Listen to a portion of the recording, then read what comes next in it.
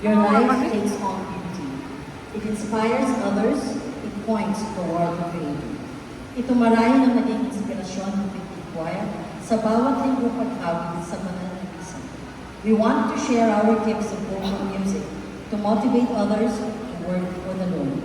Taong 1993 nang nagsama-sama ang mga kabataan mula sa iba't ibang baryo at barangay upang mabuo ang pinag-isang piling o Victory Choir. Simula noon, patuloy ang samahan in thickness and health. Naging isang malaking pamilyang umaawit ng nagmumula sa puso. Hindi po namin makalilimutan ang isang mahigpit na biling ng ating butihing advisor, si Kuya Kiko. Umawit kayo mula sa puso dahil mas madaling makaabot sa mga taong nagsisimba ang mensahe ng banal na misa kung mula sa puso ang pagkanta.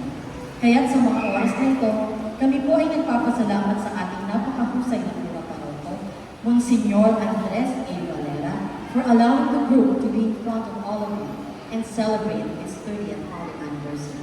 Kasama rin po namin ngayon sa halos ilang dekada na rin ang aming punong konduktor, Maestro Joey Mejia, upang maayos na maihandog ang isang espesyal na awit para sa inyong lahat. We are truly grateful for 2023's one more anniversary gift. 30 years of singing gospel melodies that continue to motivate believers to have peace in their hearts for a really quiet world.